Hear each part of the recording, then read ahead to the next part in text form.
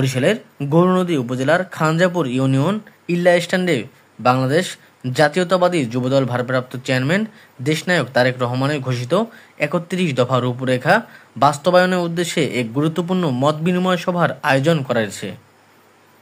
অনুষ্ঠানে দিন নির্দেশনায় ছিলেন বিএনপি নির্বাহী কমিটির সদস্য, আইনজীবী ফোরামের কেন্দ্রীয় কমিটির সাংগঠনিক সম্পাদক অ্যাডভোকেট গাজী কামরুল ইসলাম সজল। সভাপতিত্ব করেন খানজাপুর ইউনিয়ন যুবদল নেতা মোহাম্মদ মনির হোসেন। প্রধান অতিথি হিসেবে উপস্থিত ছিলেন বরিশাল উত্তর জেলা যুবদলের যুগ্ম আহ্বায়ক এম এ গফুর। প্রধান বক্তা মোহাম্মদ মানিক মির্ধা, সিনিয়র সদস্য বরিশাল উত্তর জেলা যুবদল। বিশেষ অতিথি হিসেবে উপস্থিত ছিলেন বরিশাল উত্তর জেলা যুবদলের সদস্য মাসুম হাওলাদার, গৌরনদী পৌর যুবদল সদস্য সচিব গোলাম মাহতাব, মোহাম্মদ শহীদ ফকির সাবেক যুগ্ম সাধারণ সম্পাদক, গৌরনদী সরকারি কলেজ ছাত্রদল। সঞ্চালনা করেন মাহবুব শিকদার মুন্না, খানজাপুর ইউনিয়ন ছাত্রদল। এ সময় উপস্থিত ছিলেন খানজাপুর ইউনিয়ন যুবদল নেতা মোহাম্মদ জহির, মোহাম্মদ মোজাম্মল, মোহাম্মদ পলাশ সর্দার, মোহাম্মদ নুরুল ইসলাম মির্জা, মোহাম্মদ আরিফ সর্দার, মজরুল সর্দার সহ বিএনপি ও সহযোগী সংগঠনের নেতৃবৃন্দ উপস্থিত ছিলেন।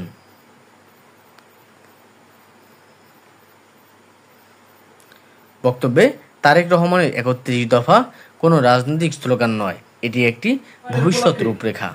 এ দফাগুলো বাস্তবায়নের মাধ্যমে দেশে সুশাসন, ন্যায় বিচার ও গণতন্ত্র পুনঃপ্রতিষ্ঠা সম্ভব।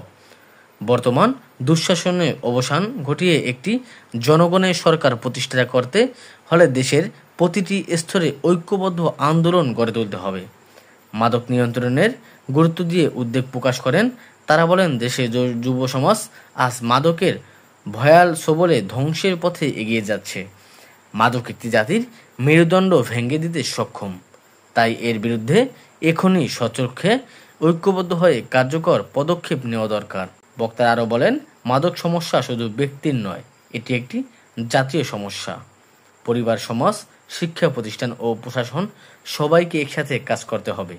যুব সমাজকে পুনরুজ্জীবিত করতে প্রয়োজন সচেতনতা, শিক্ষা ও বিকল্প কর্মসংস্থানের সুযোগ।